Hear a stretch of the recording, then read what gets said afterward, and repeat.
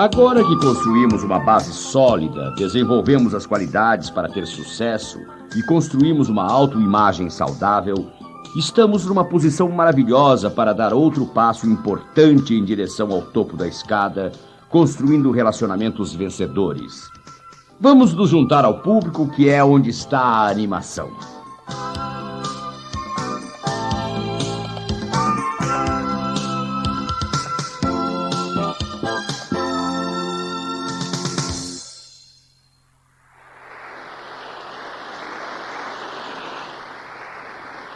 Se vocês quiserem construir um negócio, basicamente vocês têm que ter uma missão.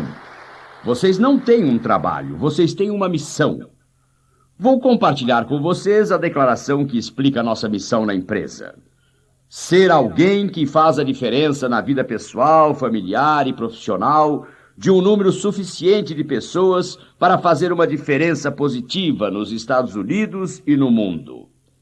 Reconheço que essa declaração é forte e que, se vocês estão acabando de entrar no negócio, ela pode até ser amedrontadora. Mas eu vou lhes contar uma pequena história. Um avô estava passeando na praia com seu neto. O avô se abaixou e pegou uma estrela do mar na praia e jogou-a ao mar. Depois outra, e mais outra, e novamente, até que o neto disse: "Vovô, o que está fazendo?" E o avô respondeu: "Essas estrelas do mar são seres vivos. Elas foram trazidas à praia, e se não as jogarmos de volta ao mar, elas morrerão." O neto disse: "Mas, vovô, existem milhares e milhares e milhares delas. Que diferença pode fazer salvar umas poucas?" E o avô se curvou e pegou outra e disse: "Para esta aqui faz toda a diferença do mundo." Vocês podem ser alguém que faz a diferença, mas como eu tenho tentado dizer em toda esta série, tudo realmente começa com a mudança que ocorre em suas próprias vidas. Vocês têm que ser antes de poder fazer. O motivo para eu repetir esta frase tantas vezes é que a repetição é a mãe do aprendizado. Isso a torna o pai da ação. Isso significa que é o arquiteto da realização. Você realmente tem que ser antes de poder fazer. Você tem que fazer antes de poder ter. Agora temos uma filosofia. E essa filosofia básica é que vocês podem ter tudo o que quiserem na vida se vocês simplesmente ajudarem um número suficiente de pessoas a obterem o que elas querem. Como já disse diversas vezes durante esta série, esta é uma filosofia. Aliás, a filosofia é a amante da sabedoria. Isto é uma tática. Se você acha que pode fazer alguma coisa para alguém e espera que essa pessoa faça algo para você, isso é manipulação. Isso é feio. Isso não vai funcionar. Mas se você fizer porque é a coisa certa a fazer e porque você quer isso, é totalmente diferente. Agora, o que queremos é entender. E eu vou lhes dar um exemplo simples do que estou falando. Na Universidade de Wisconsin, anos atrás, havia 20 jovens que eram absolutamente brilhantes. Eles falavam bem, entendiam tudo sobre palavras. Seu destino era tornarem-se grandes escritores. E eles começaram a se reunir mensalmente e traziam a esta reunião o que tinham escrito durante o mês. E os outros participantes faziam comentários que começavam como simples críticas construtivas, depois viravam críticas agressivas e acabavam se tornando em críticas ferozes. Os jovens acabaram se autodenominando estranguladores. Bem, as mulheres da Universidade de Wisconsin perceberam que era uma boa ideia. Como havia algumas moças muito inteligentes lá, elas decidiram se reunir também. Elas realmente faziam críticas construtivas, mas faziam isso de maneira gentil e cortês. Era lindo. Você pensou em usar esta palavra? Isso não melhoraria o que você disse? Elas instruíam, elas encorajavam, elas eram construtivas. E o que aconteceu? 20 anos mais tarde, embora fosse esperado que pelo menos 6 dos rapazes ou mais se tornassem famosos, nenhum deles escreveu algo que tivesse influência. Entretanto, 6 das mulheres ficaram conhecidas por todo o país. inclusive Mary Cannon Rawlings. Ao construir seu negócio, construir sua família e sua vida, ao construir qualquer coisa, você descobrirá que o encorajamento produz muito mais que a crítica. Como já disse há pouco, na primeira fita identifiquei o que todos querem. Todos que encontrei nesses anos querem ser felizes, todos querem ser saudáveis, todos querem ser ricos, e isso pode incluir dinheiro. Entendam, riqueza é o que você tem quando o dinheiro se foi. Existe uma diferença entre sucesso e fama. Em minha opinião, Erma Bombeck explica isso muito bem ao dizer: Madonna tem um deles e a Madre Teresa a outra. Sim, existe uma grande diferença. Mas nós precisamos de dinheiro para funcionar. Isso não é verdade? Nós temos que ter esse dinheiro. Há muitos anos atrás, encontrei um jovem no aeroporto de Atlanta. Ele estava tão entusiasmado, era tão gentil. Ele disse: deve ser maravilhoso trabalhar numa empresa cujo principal objetivo é ajudar as pessoas a obterem o que querem e ser tudo o que eles podem ser. Olhei para o jovem e disse: obrigado, mas acho que você está um pouco confuso. Ele disse: o que quer dizer? E eu respondi: este não é o nosso principal objetivo. Ele perguntou: qual é seu principal objetivo? Respondi: ganhar dinheiro. Ele ficou muito desapontado. Eu disse: vou explicar. Temos muitos funcionários. Se não ganharmos dinheiro, iríamos à falência e todos ficariam desempregados. Samuel Dumpers, um antigo líder trabalhista, disse: a principal responsabilidade de um negócio é ter lucro. Eu disse: esse é o nosso principal objetivo, que nos ajudará a realizar nossa principal prioridade, que é ajudar outras pessoas a obter o que querem. Somos realistas, meus amigos, e acho que isso é muito importante. Quando se constrói um negócio, é necessário fazer os cálculos. Vocês precisam simplesmente, em especial quando estão iniciando, precisam examinar seu investimento de tempo e esforço. Mas preciso ser cuidadoso ao passar essa mensagem a vocês. Já vi muita gente construindo seus negócios. As pessoas trabalhavam muito e não recebiam nada em troca. Trabalhavam e trabalhavam. Patrocinavam e perdiam. Patrocinavam e perdiam. Patrocinavam e perdiam. E, no entanto, continuavam no negócio até que um dia deu certo. E uma vez que seu negócio deu certo, ele permanecerá por um longo tempo. Mas o que quero dizer é que vocês precisam usar o bom senso ao investir e gastar seu dinheiro. Continuem no negócio. Prefiram o negócio a outras coisas. Este é o processo legítimo de construir o negócio. Vocês estão em condições de fazer muitas coisas boas. Todos querem sentir-se seguros. Todos querem ter amigos. Todos querem ter paz de espírito. Todos querem ter bons relacionamentos familiares e querem ter esperança. Veja, quando se perde a esperança, você perde tudo. A esperança é algo muito importante. Esse é o motivo para as instruções, a ajuda, o treinamento e a inspiração serem muito importantes. Um dos benefícios do negócio é o fato de que as coisas que vocês aprendem com ele, a alegria, o entusiasmo, serão tremendamente úteis para vocês em seus outros negócios. Vamos falar sobre uma pesquisa. Vamos analisar esta afirmação. Você pode ter tudo o que você quiser na vida se ajudar um número suficiente de pessoas a obterem o que elas querem. Bem, se vocês vão fazer isso, não seria bom descobrir o que elas querem? Então vou lhes contar o que esta pesquisa revelou. Os gerentes achavam que seus funcionários queriam, em primeiro lugar, bons salários. Em segundo, segurança no emprego. E em terceiro, promoções. Mas, quando perguntaram aos funcionários, as respostas foram as seguintes. Eles queriam um trabalho interessante. Eles queriam reconhecimento por um trabalho feito e queriam sentir que participavam das coisas. Em outras palavras, o funcionário queria dizer: Faça-me sentir importante. E vocês devem fazer a pessoa se sentir importante, ajudá-la a obter o que quer, e então descobrir o que vocês querem. Um fenômeno interessante. Fiquei com vergonha pelo meu país e pelo meu presidente quando ele levou sua comitiva ao Japão com o chapéu na mão, dizendo: por favor, sejam gentis conosco. Vou lhes dizer por que isso me incomoda. O Japão tem a metade do tamanho do Texas. 2/3 do território são terras improdutivas. Não existem recursos naturais. Não há petróleo, não há ferro, não há carvão. E, no entanto, o Japão é a principal instituição financeira do mundo. A nação de mais crédito da Terra. E lá vamos nós dizendo: sejam gentis conosco. Gosto muito dessa observação.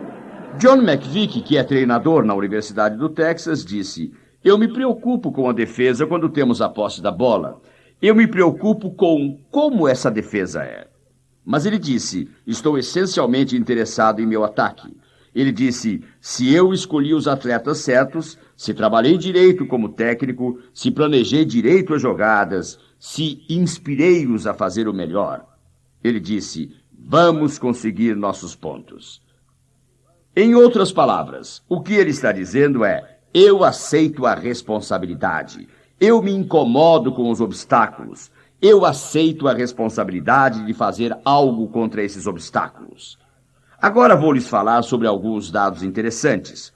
Sei que existe desequilíbrio. Sei sobre tarifas. Sei que existem barreiras comerciais que foram erguidas. Sei que não precisaram gastar o dinheiro na defesa. Mas eu ainda digo que temos que aceitar a responsabilidade. Vou lhes dar um exemplo. Vocês sabiam que desde 1974 a exportação de automóveis para o Japão caiu 2%? Mas a exportação de automóveis alemães para o Japão cresceu mais de 700%. Obviamente, alguém está conseguindo colocar seus automóveis no Japão. Por que eles e não nós? Bem, vou lhes contar o que os espertos alemães fizeram. Eles mandaram uma comitiva ao Japão. Eles examinaram tudo e voltaram para casa trazendo um relatório. Eles disseram: vocês não vão acreditar no que vimos. Aqueles japoneses dirigem carros menores e colocam a direção no lado direito do automóvel. Talvez se fizéssemos carros menores e colocássemos a direção do lado direito, os japoneses comprariam nossos carros. Os alemães fizeram isso e os japoneses compraram. Onde quero chegar? Quantos automóveis japoneses haveria nas estradas americanas se eles insistissem em colocar a direção do lado direito do carro? Tudo isso foi para dizer que vocês devem descobrir o que a outra pessoa quer e então trabalhar para ajudar essa pessoa a obter o que ela quer, e os resultados serão bons. Vamos fazer um resumo. Lembrem-se, em sua vida particular, os empregadores, os funcionários, todos querem a mesma coisa. Todos querem ser felizes, saudáveis, ricos e querem se sentir seguros e ter amigos, paz de espírito, bons relacionamentos familiares, e eles querem ter esperança. Lembrem-se, no trabalho querem um serviço interessante, reconhecimento pelo trabalho executado, a sensação de participar das coisas. Então, digamos, como empregador ou como patrocinador, você cria esse tipo de ambiente, você torna o trabalho deles mais interessante. Vocês devem demonstrar reconhecimento quando o trabalho é bem feito e informar o que está acontecendo. Digamos que vocês criaram isso em seu trabalho, não no marketing de rede. Vocês têm um trabalho interessante, reconhecimento pelo trabalho feito e a sensação de participar das coisas. Agora vou fazer uma pergunta. Quantos de vocês acreditam que se criarem um ambiente desse tipo, o resultado será um trabalhador mais feliz? Levantem as mãos. Agora, uma pessoa mais saudável pode estar mais perto de receber melhor salário e mais dinheiro devido a esse fato? Vocês acham que sim? Bem, sabendo que essa situação existe, isso dá a eles uma sensação de segurança? Agora, se vocês têm esse tipo de atitude, isso torna mais fácil fazer mais amigos? Qual é a sua opinião? Vocês se aproximam mais das pessoas que são felizes e entusiasmadas com o que fazem Ou gostam de ficar com gente? Bem, eu nem vou fazer essa pergunta. Muito bem. Agora, se vocês se sentem seguros e têm esses amigos e têm riqueza, isso lhes dá mais paz de espírito, porque o sentido de direção remove a dúvida. Bem, essa é uma das coisas que discutimos no programa sobre estabelecimento de metas e a sua satisfação no trabalho. Como David Jensen, da Universidade da Califórnia, mostrou claramente, isso afeta a produtividade. E o que acontece no trabalho afeta o que acontece em casa. Então, vocês percebem o efeito do eco e juntam tudo isso. Isso gera esperança para o indivíduo? Agora vejam, vocês estão ajudando essa pessoa a obter o que ela quer. E quanto a vocês? Vocês são os chefes, os proprietários, os empregadores. Vocês são os patrocinadores. Vocês acreditam que, sob essas circunstâncias, a produtividade dos trabalhadores vai aumentar? Quantos de vocês acreditam que ela vai aumentar? Muito bem.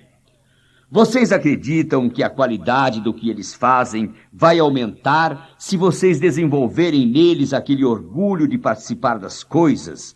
E aí a empresa se torna nossa empresa e não mais a empresa. Isso faz sentido? Muito bem.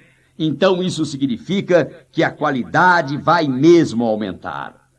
A tendência do trabalhador seria de ser leal a uma organização desse tipo? O que vocês acham? E o que vocês acham que aconteceria com o lucro do chefe? Deve aumentar, não é? Isso faz sentido? Vejam, é realmente verdade que você pode ter tudo o que quiser na vida se você ajudar um número suficiente de pessoas a obterem o que elas querem. Agora quero enfatizar algo, pois muita coisa tem a ver com a família.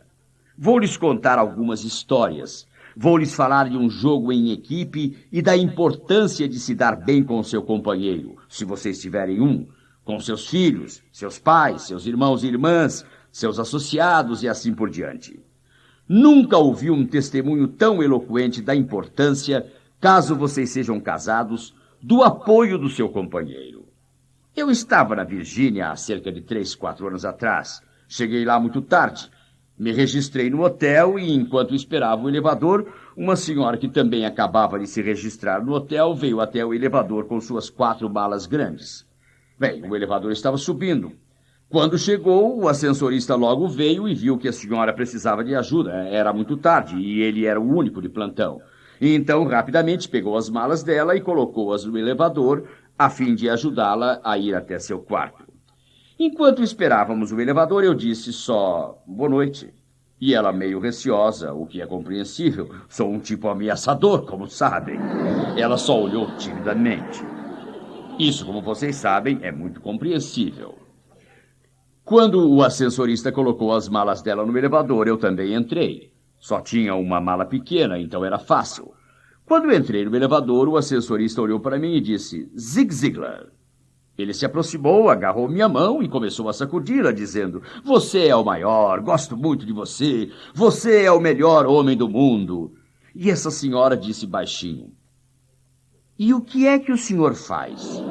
Bem, houve uma pausa de cerca de 1/10 de segundo, sabem? E o assessorista respondeu, ele escreve livros e dá palestras. Ele é o melhor do mundo. Quero dizer, não existe outro igual a ele. Ele é absolutamente fabuloso. A senhora disse bem calmamente, e a quem ou a que o senhor deve esse sucesso tão grande? Passou-se mais 1/10 de segundo e o assessorista disse, a ruiva, é a ela que ele deve isso. Eu lhes digo uma coisa. Acho que ele nem imagina o quanto estava certo. Ele estava certo. Acho que realmente não imagina. Agora escutem isso. O fator mais importante para a sua felicidade é o relacionamento com os que vocês amam. Vocês podem ter tudo, quero dizer, muito dinheiro, prestígio, reconhecimento e tudo mais. Mas se não estiverem se dando bem com a pessoa a quem amam, pode ser companheiro, seus pais, seus filhos, seus irmãos e irmãs, se há um conflito, ele estará incomodando você. Portanto, para se dar bem com as pessoas, precisamos construir aqueles relacionamentos vencedores já mencionados.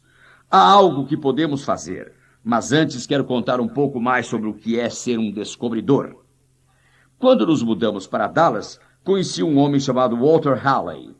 Ele tinha elaborado ou aperfeiçoado um método de vender seguro de vida para grandes atacadistas de alimentos. Quando um típico vendedor de seguros de vida, naquele tempo era sempre para toda a vida, um vendedor típico vendia 2 milhões de seguro de vida. Estava ótimo. Ninguém havia ouvido falar em 5 milhões. E ele estava vendendo 20, 30 ou mesmo 40 milhões de dólares por ano com o seu programa.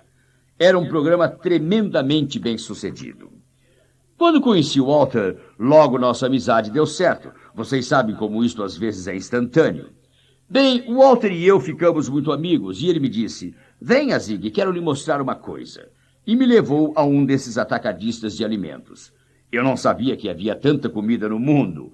Milhares de metros quadrados de armazéns regionais, de onde despacham os alimentos para centenas e centenas de vendedores independentes.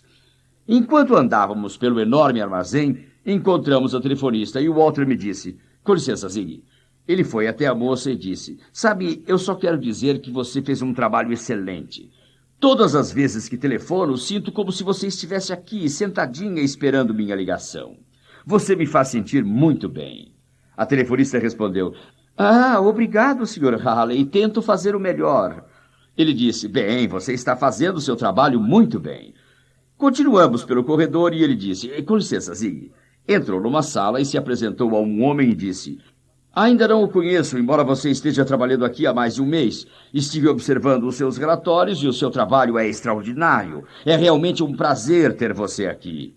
O homem respondeu: obrigado, Sr. Halley, faço o melhor que posso. Halley disse: e você está realmente fazendo bem. Subimos as escadas e passamos pela secretaria antes de entrar no escritório de Walter. Ele disse: Zig, eu quero que você conheça a melhor secretária que existe. Ele disse: minha esposa acha que se eu precisasse, você conseguiria me trazer à lua a qualquer momento. Mas ela é tão bonita, espero que a deixe onde está. A moça sorriu dizendo: obrigada, Sr. Halley. Sabe, gosto muito do meu trabalho e sua esposa foi realmente gentil ao dizer isso sobre mim. Continuamos andando e um de seus vendedores estava esperando por ele. Quando chegamos, o homem se levantou. Walter disse: Zig, quero que você conheça o melhor vendedor de seguros de vida que já vi. O homem respondeu: Walter, você está sempre dizendo coisas desse tipo e eu gosto muito disso. Continue. Não pare de dizer isso nunca. Bem, todo esse passeio não levou mais de 5 minutos, incluindo subir de elevador e andar pelo depósito. Vou fazer uma pergunta a vocês. Que tipo de dia, na opinião de vocês, essas 4 pessoas tiveram? Um dia fabuloso, não é? Ele estava construindo pessoas. Existe algo que é essencial. Ele era muito sincero ao dizer essas coisas. Lembrem-se, bajulação é algo que você não faz quando a pessoa não está presente. Walter não só disse isso na frente deles, mas confirmou mais tarde. Sim, você se torna descobridor, e então as coisas realmente acontecem. O problema é que muita gente vive no que chamo de mundo da armadilha para caranguejos.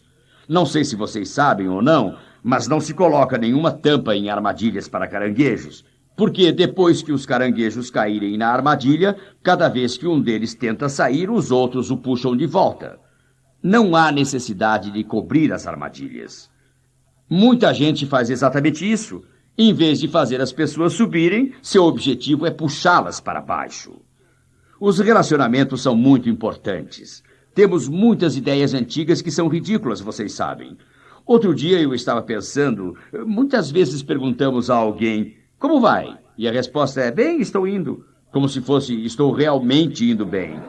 Sabem, nunca pensei que estar indo fosse uma situação positiva. Não sei o que acham disso, mas de uma maneira ou de outra não acho muito interessante. Nós usamos muitas negativas. Quando nossa terceira filha nasceu, sabíamos que teríamos problemas com a do meio, porque todos nos avisaram sobre isso.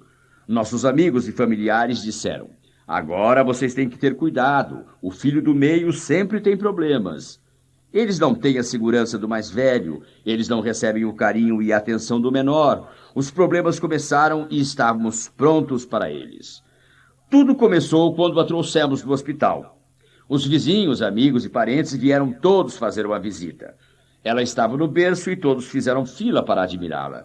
Cuti, cuti, cuti, cuti, como ele é bonitinho, olha que coisinha linda. E notamos que sempre diziam, olha só como ela consegue levantar a cabeça. Sabem, a cabeça podia estar balançando como uma folha ao vento. Mas eles diziam, que lindo, ela sabe segurar a cabecinha. Bem, é realmente seguro dizer isso. Diziam coisas maravilhosas e ainda elogiavam nossa filha mais velha. Diziam, que menina grande você é. Com certeza vai ajudar muito a mamãe, não é? Ela pegava a bola de pano que estava jogada no meio da sala. E isso era tudo. Nós sabíamos que nossa filha do meio nos traria problemas. E não ficamos desapontados. Ela virou uma chorona, chata, reclamona. Voltou a ter comportamentos infantis. Todas essas coisas boas. E esse velho pai cuidou disso de maneira brilhante, muito brilhante. Acho que disse umas 4.000 vezes. Por que Cindy tem que chorar o tempo todo? Por que ela está sempre reclamando e choramingando? Seria tão bom se ela fosse entusiasmada, alegre e agradável como Julie e Suzy, pelo menos por um dia.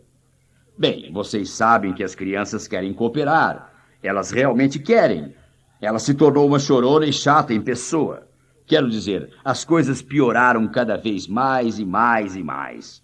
Um dia comecei a dizer o que acabei de contar e, devido a isso, mudamos a maneira de dizer as coisas. Quando vinha alguém, eu sempre a chamava e dizia, vem aqui, quero apresentar você. Bem, o apelido dela era Girino. Vocês podem imaginar uma garota linda sem os 2 dentes da frente e com o apelido de Girino? Bem, eu sempre chamava Cindy e dizia, quero apresentar a garota mais feliz do mundo. Ela está sempre rindo, sorrindo e é bom estar com ela. Conte a eles como você se chama, meu bem. E ela dizia, Girino. Um dia, mais ou menos um mês depois que começamos com isso, eu a chamei de lado, apresentei-a a alguém e disse, essa é a garota que está sempre rindo e sorrindo, não é, querida? Sim, senhor. Diga a eles como você se chama. Papai, eu mudei meu nome. E qual é o seu nome agora? Ela respondeu, sou o Girino Feliz. Dentro de um mês, todos os vizinhos falavam de como ela havia mudado. Sabem, a mensagem é importante. A maneira como você trata as pessoas é muito, muito importante. Muitas vezes são as pequenas coisas que podem fazer muita diferença. São as pequenas coisas que realmente contam. Chame uma menina de criança e ela vai adorar você. Chame-a de gata e terá um problema. Diga que ela é uma visão e ganhará pontos. Se a chamar de aparição, você terá problemas. Dizer a ela que se parece com o primeiro dia da primavera é uma coisa. Dizer que ela se parece com o último dia de inverno é outra bem diferente. Relacionamentos. Eles são importantes? Gosto da história dos Green Bay Packers. Vince Lombardi, o técnico imortal, estava trabalhando e nesse dia de treino havia um rapagão que tinha sido a primeira escolha. Nesse dia específico, não estava fazendo um bom trabalho. Lombardi o chamou de lado e berrou um monte de coisas horríveis. Ele disse, você não está fazendo nada direito. Na verdade, sua cabeça está longe. Você não está fazendo o seu trabalho. Vá para o vestiário e troque de roupa. O treino já acabou para você hoje. Bem, isso literalmente arrasou com ele. Lombardi era um ídolo absoluto. Durante toda a carreira, o rapaz tinha sonhado em entrar para a Liga Nacional de Futebol Americano e agora o imortal Lombardi estava mandando ele para o vestiário. Uma hora mais tarde, quando o treino acabou e Lombardi foi para o vestiário, o rapagão estava lá sentado no banco. Ainda não tinha tomado uma ducha e trocado de roupa. Ele estava encolhido e podia-se ver que tinha chorado. Lombardi, o grande guerreiro que também tinha pena das pessoas, foi até o rapaz, colocou sua mão no ombro dele e disse, filho, eu lhe disse a verdade. Você é um péssimo jogador de futebol. Você não estava jogando bem. Sua cabeça não estava no jogo. Mas eu deveria ter terminado de dizer minhas palavras porque dentro de você existe um excelente jogador. E eu vou ficar junto de você até que esse jogador que você tem dentro de si tenha uma chance de sair e se tornar o vencedor que eu sei que existe. Bem, Jerry Kramer, o gigante, levantou, sentindo-se bem melhor, muito melhor, e em pouco tempo tornou-se um dos melhores jogadores dos primeiros 50 anos de futebol profissional. Acredito que dentro de cada pessoa exista esse potencial incrível. Precisamos procurar esse potencial, nutri-lo e desenvolvê-lo. Adoro a história de Andrew Carnegie, o primeiro grande industrial. Ele tinha 43 milionários trabalhando para ele. Isso faz mais de 100 anos. 100 anos atrás, um milionário tinha dinheiro. Quero dizer, eles tinham montes e montes de dinheiro. Um repórter fez a seguinte pergunta: Sr. Carnegie, e como o senhor contratou 43 milionários? E ele respondeu: nenhum deles era milionário quando os contratei. Então a pergunta óbvia é: então o que você fez para desenvolvê-los ao ponto de se tornarem tão valiosos e o senhor ter que pagar-lhes tanto que se tornaram milionários? Sua resposta foi: você aprimora as pessoas da mesma forma que se extrai ouro. Quando se vai à mina de ouro, retiram-se toneladas e toneladas de terra e pedra para encontrar uma única onça de ouro. Mas não se entra lá procurando terra e pedra. A gente procura é o ouro. Você encontra o que está procurando. Ao desenvolver pessoas, isso faz uma enorme diferença. Quando pensamos em relacionamentos, existem várias coisas que eu acho que são muito importantes. Tive o privilégio de ser tremendamente influenciado por um homem chamado Joby Harris, no verão de 1943. Harris era professor de história e técnico de futebol. Eu decidi estudar naquele verão para obter alguns créditos a mais, fazendo um esforço para entrar na Marinha. Ele teve um impacto tão grande sobre minha vida. Muitas vezes falo sobre as coisas que fez. Em janeiro do ano passado, fui dar uma palestra na escola onde Joby lecionava, a fim de angariar dinheiro para um fundo de estudos em nome dele, um tributo por tudo o que ele significou em minha vida. A sala estava totalmente cheia. Havia gente até do lado de fora. Estavam todos em pé, olhando por cima dos ombros dos outros. Mas, interessante, bem na primeira fila havia 7 cadeiras vazias. E na segunda fila havia 5 cadeiras vazias. Eu comecei minha apresentação. Disse às pessoas que estavam em pé: quero avisar que existem 7 cadeiras vazias na primeira fila e 5 na segunda. Quem quiser, venha se sentar. Ninguém se moveu. Eu disse: sabem, eu gostaria que fosse fisicamente possível levantar essas cadeiras e levá-las até vocês. Gostaria de ser forte o suficiente e ter o tempo para fazer isso, mas não sou. Quero somente lhes dizer que essas cadeiras estão disponíveis. Também quero lhes dizer que essa também é uma lição de vida. Existem cadeiras vazias na frente, existe muito espaço no topo, mas essas cadeiras permanecerão vazias e não serão levadas até vocês. Vocês podem ocupá-las, mas precisam chegar até a frente e dizer que são suas. Vocês terão que passar sobre algumas pessoas para chegar lá. E é assim na vida também. Sempre existem obstáculos entre vocês e o que realmente querem. Mas vocês precisam persistir para então serem capazes de ocupar as cadeiras da frente. É interessante que só uma pessoa veio sentar-se na frente. Tragicamente, acabei de lhes descrever a história da vida. Precisamos muito de gente nas cadeiras da frente. Precisamos muito de liderança. Precisamos de gente que constrói. Existem lugares disponíveis, mas este fato parece ser da natureza humana. Há alguns anos atrás, eu estava colocando anúncios. Eu estava construindo uma organização e havia colocado um anúncio no Texas procurando alguém interessado em ganhar $25 mil por ano ou mais. Recebi milhares de respostas. Coloquei o mesmo anúncio no jornal de Denver, procurando gente interessada em ganhar $75 mil por ano ou mais. Só recebi 2 respostas. Nós nos impomos metas pequenas. Se ponderarmos, o primeiro anúncio era mais realista. Acredito que o problema foi que as pessoas não podiam se imaginar ganhando tanto dinheiro.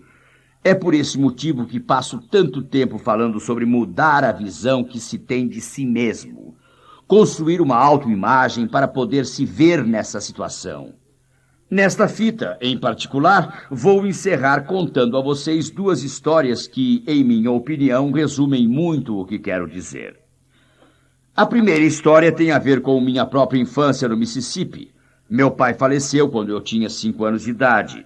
Minha mãe foi uma mulher realmente extraordinária. Ela nos criou com muito trabalho e muitas outras coisas. Mais tarde vou falar muito sobre isso. Há uns 5 anos atrás, nós voltamos ao Mississippi para uma reunião da família. Para se chegar à casa da minha mãe, toma-se um avião até Jackson. Depois você tem que alugar um carro para ir lá. Entramos numa mercearia para comprar o que queríamos levar para a reunião. Os outros membros da família moram mais perto. Em geral, eles cozinham, preparam e trazem suas coisas. Nessa mercearia, pegamos um peru defumado, um presunto e muitas latas de refrigerante. Chegamos ao caixa e aí a ruiva resolveu pegar seu talão de cheque e pagar. Perguntou qual era a quantia. Preencheu o cheque e entregou para a moça do caixa. Então, automaticamente, ela quis pegar um documento e alguns cartões de crédito. Ela pegou isso tudo e entregou para a senhora, dizendo: imagino que a senhora quer examinar isto aqui. A moça do caixa nem olhou para os documentos. Só examinou o nome no cheque e disse: não, nesta cidade a única identificação que precisamos é este nome, Ziegler. Sabendo que me mudei de lá em 1944, ela não estava falando de mim. Ela estava falando da minha mãe, de meus irmãos e irmãs mais velhos, que construíram lá uma reputação. Ainda estão lá. Uma irmã e uma cunhada mais velhas.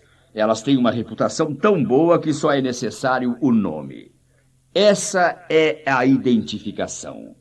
Nesse dia, eu me fiz uma nova promessa de que talvez não deixe muitas coisas para meus filhos, mas eu lhes deixei um nome tal que, quando entrarem em alguma loja e alguém os vir, será suficiente.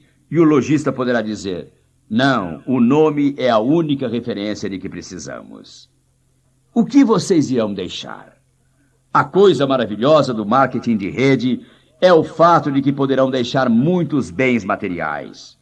Mas, muito mais importante, vocês podem deixar um legado de ter compartilhado oportunidades. Isto faz muita diferença na vida de tantas pessoas. Acho que é o maior legado que vocês podem deixar. Vou terminar com a segunda história. Se ficarem comigo durante algum tempo, logo entenderão que uma das minhas paixões na vida é jogar golfe. Não conheço ninguém que goste mais de jogar golfe do que eu. Algumas pessoas, muitas pessoas jogam melhor, mas ninguém chega a ter febre quando chega a um campo de golfe como eu. Bem, como sabem, eu viajo muito, e anos atrás entendi que não era justo chegar em casa, dar um beijo na ruiva e no meu filho e imediatamente sair para jogar. Joguei muito enquanto minhas filhas cresceram. Meu filho tinha 8 anos, e eu sabia que não era justo chegar em casa, dar um beijo na ruiva e no menino, dizer até logo e sair para o campo de golfe. Mas eu adoro jogar, e então preparei um esquema. Tive uma ideia brilhante. Sou a melhor, não é? Comprei tacos de golfe para minha esposa e para o meu filho. Todos acharam uma excelente ideia, menos a minha esposa e o meu filho. Bem, a ruiva me acompanhou umas 4 ou 5 vezes e eu entendi o recado quando ela disse: querido, está muito quente para eu jogar golfe. Ou então: está isso ou aquilo, ou muito frio, ou muito úmido, ou muito seco, ou muito vento. Eu não gosto de golfe. E ela disse: não se incomode comigo, vão jogar você e o Tom. Você adora o jogo e você precisa passar mais tempo com ele. Isso é muito bom. Bem, no final do verão, meu filho disse: pai, nem sei como lhe dizer isso. Eu sei quanto o senhor gosta de jogar golfe, de estar comigo e tudo isso. Pai, eu gosto de estar com o senhor, mas golfe não é o meu jogo. Ele disse: posso lutar com o senhor, jogar futebol com o senhor, vou pescar com o senhor, posso andar com o senhor, farei qualquer coisa, mas não conte comigo para jogar golfe, pai. E assim, perdi meu segundo companheiro de golfe. Nos 2 anos seguintes, não havia muito golfe em minha vida. Então, uma noite eu estava no North Central Expressway. Nós tínhamos saído para jantar e estávamos passando por lá. Passamos pelo Dulwich Driving Range e, ao passar, meu filho disse: pai, vamos jogar um pouco de golfe? Meu filho é dos que falam pouco. Então, decidimos parar e jogar. Jogamos um pouco e ele disse: pai, me empresta um taco. E foi o que fiz. E ele fez uma excelente jogada. Quando me virei e olhei para ele, aquele sorriso no rosto dele me disse com clareza: Ziegler, você agora encontrou um companheiro para jogar golfe. Esse foi o segundo sorriso mais lindo que vi no rosto dele. O mais lindo de todos aconteceu 2 dias mais tarde. Estávamos jogando no clube. E foi aí que ele fez uma jogada perfeita, sem qualquer erro. Se vocês não forem jogadores, isso significa que ele acertou na primeira tacada. Que ele jogou com perfeição. Assim, eu ensinei muito sobre o jogo de golfe ao meu filho. Ele fez umas jogadas espetaculares e nós festejamos lá mesmo. Aí eu percebi que tinha um problema. Eu também estava no jogo. Se acertasse logo, ele acharia que tinha sido de propósito. A vitória seria sem importância, o que é quase uma perda. Então decidi que daria o melhor de mim para poder dizer honestamente ao meu filho: Filho, você realmente fez um bom trabalho. Você venceu com justiça. Bem, meu melhor esforço sempre inclui uma ajuda da providência, o que acho perfeitamente correto, mesmo no campo de golfe, especialmente no campo de golfe. De qualquer maneira, fiz minha jogada e ela saiu perfeita. Então olhei para meu filho e disse: Filho, diga a verdade. Você estava torcendo para o seu pai? Imaginem o que isso significaria. Se eu tivesse errado, meu filho teria ganho o jogo. Ele tinha 11 anos. Nunca tinha ganho um jogo de golfe do pai. Teria sido muito importante. Sem hesitar, ele disse: Pai, eu sempre torço por você. Meus amigos, isso significa amor. Isso é amor puro. É disso que precisamos em cada cidade, cada condado e cada estado desse nosso imenso país. É disso que precisamos entre pais e filhos, entre professores e alunos, entre maridos e esposas, entre empregadores e funcionários. É o que precisamos, especialmente quando estamos compartilhando este negócio com outra pessoa. Você os empurra literalmente ao entrarem no negócio visando o benefício deles. Existe um ditado antigo que é verdadeiro. As pessoas realmente não se incomodam com quanto você sabe até que saibam o quanto se preocupa com elas. Num mundo em que os amigos se tornam mais e mais escassos, em que existe cada vez mais negativismo e problemas do que jamais encontramos na história do nosso país, precisamos de esperança, sentido de direção, encorajamento. Mas a nossa maior necessidade é de amor. Chame-os para entrar no negócio visando o benefício deles, porque se você fizer isso, eu o verei sim. Eu realmente verei você no topo.